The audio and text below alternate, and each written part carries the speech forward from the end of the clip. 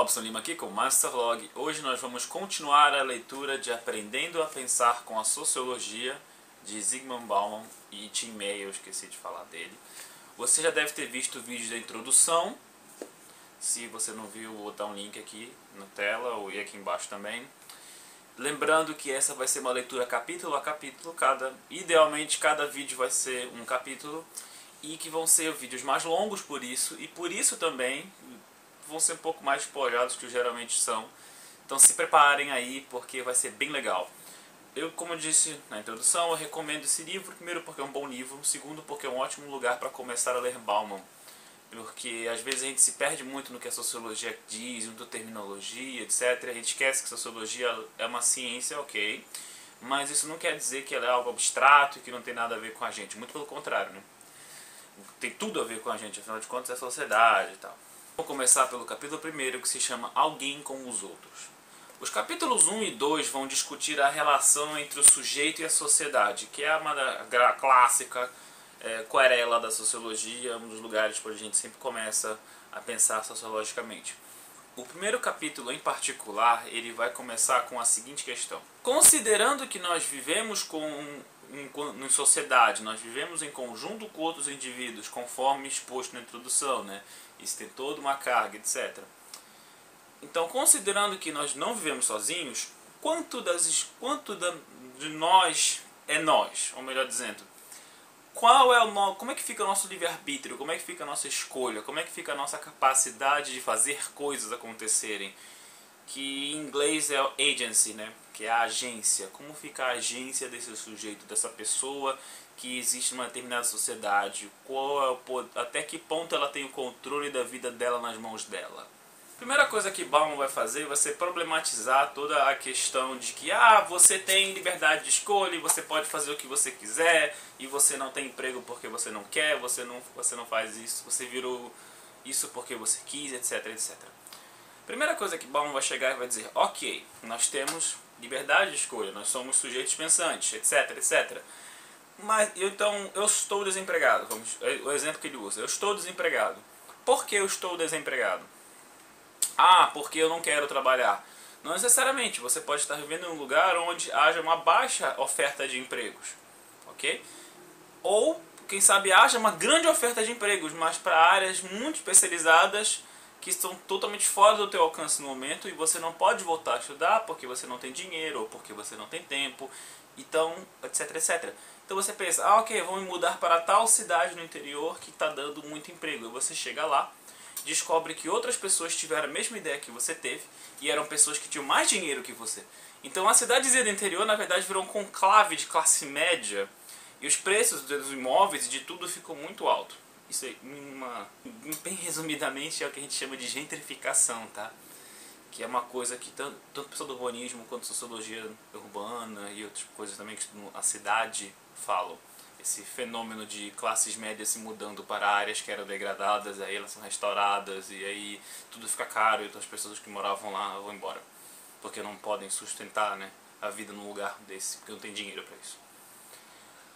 Então o que Bauman quer mostrar é que a tua liberdade de escolha, ela é uma liberdade de escolha limitada. Ela é uma liberdade que se dá dentro de um determinado grupo no qual você insere, seja o seu grupo religioso, seja a sua família, seja o seu círculo de amigos próximos, seja o círculo de profissionais que compartilham a tua profissão ou que vão compartilhar a sua profissão, no caso se você for um aluno universitário ou de ensino técnico, etc.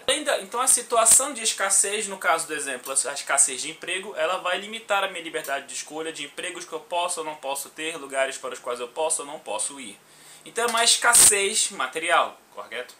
Também existe um outro fator material. Então, além da questão material de eu não tenho emprego, você pode chegar a ter uma seleção de emprego, por exemplo. Mas aí você desbarra no clássico, o senhor não tem o perfil da nossa empresa. A senhora não tem o perfil da nossa empresa. E mulheres em particular sofrem bastante com isso, com aquela coisa toda de como me apresentar para o emprego, que a saia não pode ser assim nem assado, não sei o que, não sei o que. Não que homens não tenham isso, mas a gente sabe muito bem que mulheres têm muito mais regulações sobre seus corpos do que homens. E isso tem toda uma construção histórica, e enfim, a gente vai desbancar para a teoria feminista e eu vou sair um pouco do livro. Mas basicamente, aceita isso aí. Faça a pesquisa. A gente fala de emprego, então pode dar uma impressão de que é uma coisa muito formal, mas a verdade é que também pode ser outras coisas. Por exemplo, um clube ou alguma coisa do gênero, você pode não ser aceito, apesar de ter todas as qualificações, simplesmente porque você não tem o hábitos do lugar, você tá entendendo? Quando você vai para um restaurante chique, mas assim, você nunca foi para um restaurante chique, tá? Imagina. Ah, Robson, já fui para um restaurante chique. Beleza, então imagina que você não foi. Imagina um lugar onde você nunca foi, tá? Você foi para um restaurante chique, você nunca foi num restaurante chique. E aí você senta lá e tem aquele bando de talheres e etc. E por mais que você esteja com uma roupa adequada, você está ali se esforçando para estar numa postura adequada ao sentar e para se comunicar com a pessoa que está com você, com o garçom, etc. E tentar ler o menu e tentar entender lá o que tem e aquilo. Você não vai estar se sentindo à vontade. Por mais que você esteja mobilizando os códigos certos, tá? Isso é legal, os códigos linguísticos certos, você está com a roupa apropriada, com o falar apropriado, com a postura apropriada, mas você não está à vontade. Você se sente um intruso ali. Por que você se sente um intruso ali? Porque a tua socialização, ou seja, a sociedade internalizada em ti, o Bauman vai chegar lá, eu que já estou pulando uns passos, tá gritando ali, cara, você não pertence aqui, vai-te embora, você é da classe média, você gosta de samba e tal. Entendeu? Você sente uma diferença quando você vai em lugares onde você não se sente muito à vontade. Às vezes você, por exemplo, pode ser uma pessoa muito religiosa, e aí você vai visitar o templo de uma outra religião, e você se sente meio, ok, eu não sei o que fazer aqui. Porque a pessoa que te convidou é muito amiga, então você simplesmente não vai ser rude e vai embora, mas você fica meio... Ou você pode simplesmente recusar ir, porque é contra a sua religião e acabou, eu não vou pisar aqui. Isso acontece, entende? De qualquer forma, a tua liberdade de escolha é limitada não só pelas questões materiais, como no exemplo do emprego eu joguei para vocês, mas também por essas questões internas, de que o grupo que te socializou, que te trouxe, entendeu? Que é o que o Bourdieu vai chamar de hábitos, com U, tá? Que são as internalizações da sociedade em você, a forma como a sociedade em você atua. São coisas bem pequenas mesmo. Você faz parte de um grupo, e esse grupo ele conforma as suas expectativas de realidade, as expectativas de escolha. Esses grupos formais ou informais, tá? Tanto religião, Estado, você é brasileiro e não português, quanto coisas tipo, eu tô na mesma rua, mas o pessoal de baixo da ladeira não fala com o pessoal de cima da ladeira, entendeu? Essas coisas super informais, assim. Ou então quando tá na escola, né? A sala B não fala com a sala A e tal.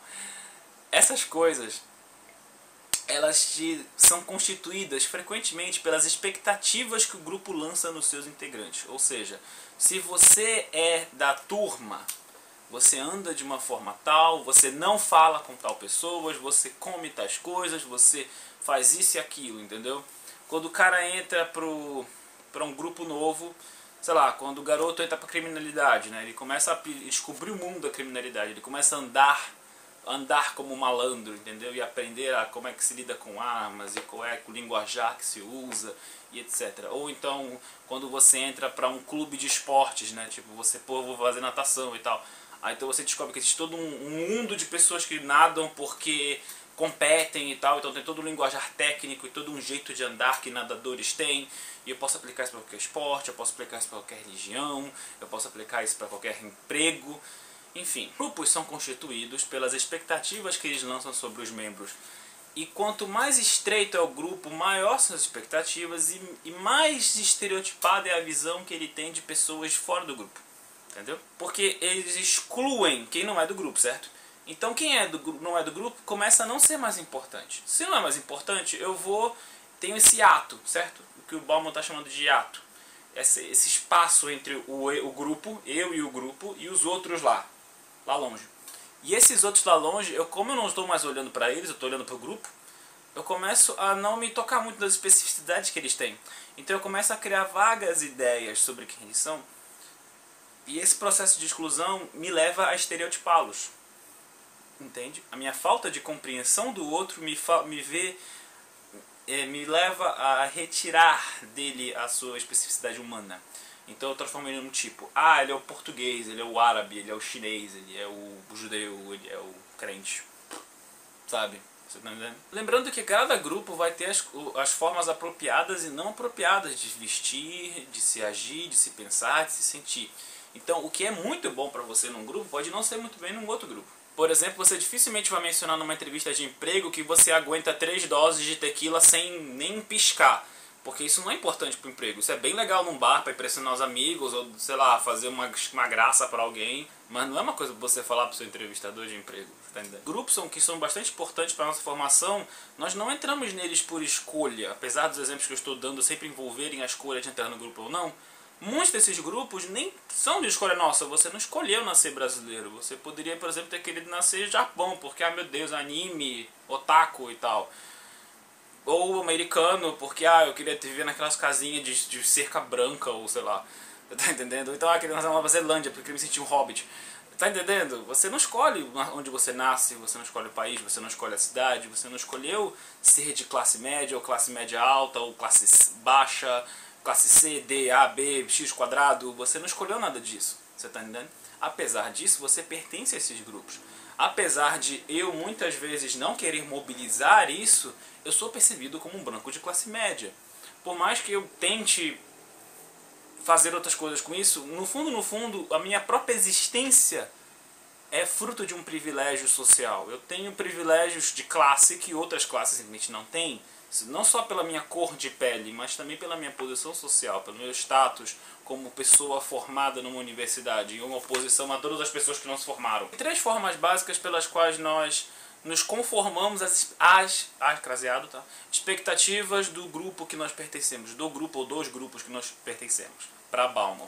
Eu estou falando na página 38 em diante, tá? Existem os fins ou objetivos que nós traçamos, que são determinados pelo grupo, o que um grupo considera interessante para os seus membros alcançar. Eu vou usar o exemplo da religião porque é bem fácil.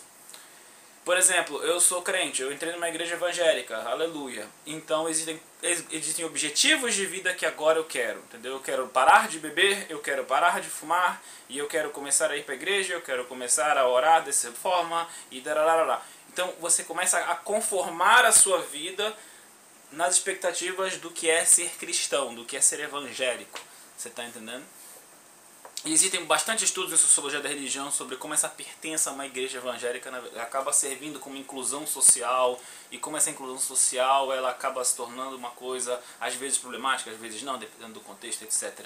É bem legal, na verdade. Em segundo lugar, além dos fins, que é o primeiro, o segundo lugar foram os meios para alcançar esses fins são tão importantes quanto os fins, tá entendendo? O grupo não vai te dizer simplesmente o que desejar. Ah, você deseja uma vida santificada, ou você é evangélico. Ele vai te dizer como fazer isso.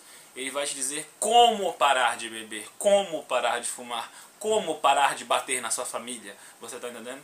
Ele vai te dizer para orar desta forma, para jejuar desta forma, para fazer isto e aquilo. Ele vai te oferecer uma interpretação específica das escrituras sagradas do grupo.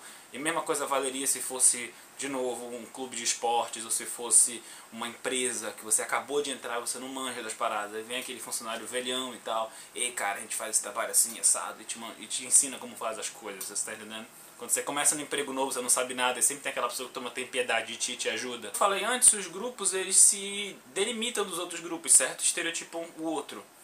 E a forma como eles fazem isso é através de critérios de relevância. Esse é o terceiro lugar.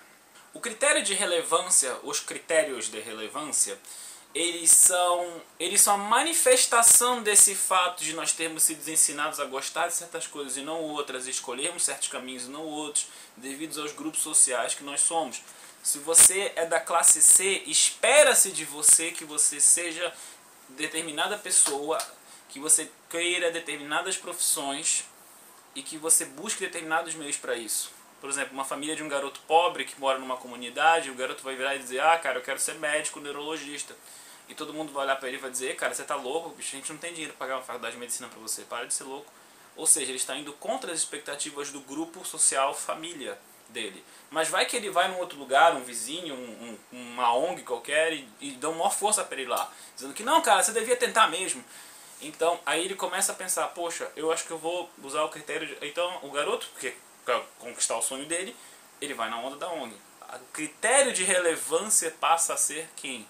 A ONG. O outro significativo, desculpa, é capítulo próximo, tá? Ele passa a ser a ONG. A pessoa, ou no caso do exemplo, a organização, que passa a mostrar este mundo a ser relevante para a minha interpretação do mundo, deixou de ser minha família e passar a ser a ONG. Isso é o critério de relevância. Eu escolho, eu tenho para mim as coisas que são importantes para mim. E que todo esse conhecimento é, na sua grande maioria, um conhecimento tácito. Ele é um conhecimento que você tem, você utiliza, mas você nunca pensou muito sobre ele. É senso comum. Tudo isso, Bauman e May vão lançar a perspectiva sociológica sobre essa relação que nós temos com o outro. Ele vai falar de 3 autores: George Mead, Sigmund Freud e Nancy Chodorow. Eu acho que creio que é assim que se fala nessa sessão. George Mead, ele vai usar George Mead o conceito de self, tá? Que é extremamente importante, muito mesmo, tanto para a sociologia quanto para a antropologia. E ele explica, então eu não vou perder muito tempo falando do conceito em si. Ele explica muito bem até. Tem obras traduzidas dele em português e tal. Mas basicamente é a ideia de que o teu eu, ele é tanto o teu eu para ti mesmo quanto o eu para os outros. Tá entendendo? O fato de que isso, junto com a ideia do Goffman de papel social, implica na socialização como uma performance, ou seja, como algo que você desempenha, seja conscientemente ou não. Tá? De Freud ele vai pegar a ideia de repressão e recalque, que é justamente, na verdade a ideia de recalque, tá? Isso que ele fala aqui, que é a repressão dos instintos do id pelo superego. Basicamente o ego, ou seja, o ego, ele é formado nessa interação que o id, que são os teus desejos irracionais, a vontade de comer descontrolavelmente, de fazer tudo o que você quiser, entendeu? Isso vai se chocar com o superego, que é a tua instância psíquica que diz: ei cara, peraí bicho, calma lá. Que basicamente é o cara das regras, certo? É o cara que enquadra o id no lugar. O ego é o que surge dessa relação entre o id e o superego. Bem simplesmente. O que Bauman quer dizer com isso tudo é que nós nos tornamos humanos. Num sentido mais abstrato, mais sociológico, antropológico da coisa. Não quer dizer que você nasça um macaco e de repente vire humano, não é isso. Quer dizer que você se torna um ser social. O fato de você ter nascido no Brasil e não na China influi grandemente em quem você é. Seus pais serem chineses ou alemães ou brasileiros, e brasileiros, se brasileiros de Belém ou brasileiros do Rio, ou do Belém que vieram para o Rio, no meu caso. Então isso tudo é uma coisa que influencia em quem tu és. Se montam, se constituem, se constroem através de critérios de referência, de relevância, ok. Você está inserido nesses grupos, mas você pode pensar quais grupos serão relevantes para você. Você é um cidadão brasileiro, você é negro ou branco, ou asiático, ou como você pensa a sua etnia, você é de classe A, B, C, D, F, G, H e J, você é isso e aquilo, então você pode escolher qual dessas classes vai ser, qual desses grupos vão ser relevantes para você. Quais vão ser os seus grupos de referência? Essa escolha muitas vezes não é consciente. Tá? Você, afinal de contas, não escolheu nascer numa família de classe baixa, ou classe média, ou classe A. Você não escolheu nascer com a cor que você nasceu, você não escolheu nada disso. Mas do momento que você se torna consciente das limitações e possibilidades que estar nesta classe, que estar dentro destes grupos de referência significa, no momento que você está consciente disso, você já pode começar a agir de forma a tanto respaldar as expectativas que o grupo tenha de você, no caso do meu exemplo anterior, o garoto lá desistir de medicina, ou subverter as expectativas dos seus grupos e dizer: não, vou fazer medicina, não, vou seguir meu sonho, vou fazer isso e aquilo. Você tem que se preparar, obviamente, para nadar contra a maré e lutar bastante, né? Porque vai haver uma resistência dos grupos também, porque um dos membros está fazendo algo que não devia. Claro que vai haver correção social sobre esse indivíduo, sobre esta indivídua, mas isso sim vai ser uma escolha sua. Vai ser uma escolha consciente, informada, e que a sociologia tem um papel em lhe informar e instrumentalizar essa escolha e lhe mostrar as consequências de a escolha A, B, C, D. Vocês estão entendendo? Qual é o ponto aqui do capítulo? Enfim, o Bauman vai chegar e vai dizer: olha, eu posso propor que a proporção entre liberdade e dependência de outros é o que realmente vai poder nos categorizar, né, enquanto pessoas. Ou seja, não basta você simplesmente ser de uma classe social. Ah, eu sou classe média. Então, existem várias classes médias. Existem vários graus de dependência e de liberdade em relação às escolhas alheias que você pode ter. E nem sempre essas escolhas alheias estão ao teu alcance de influência. Por mais dinheiro, ou status, ou poder econômico, político que seja, você tenha. Às vezes você tá super ok na vida, mas aí acontece alguma coisa, sei lá, minha previdência privada faliu, não sei, a empresa que meu pai trabalhava fechou, esse tipo de coisa. E agora?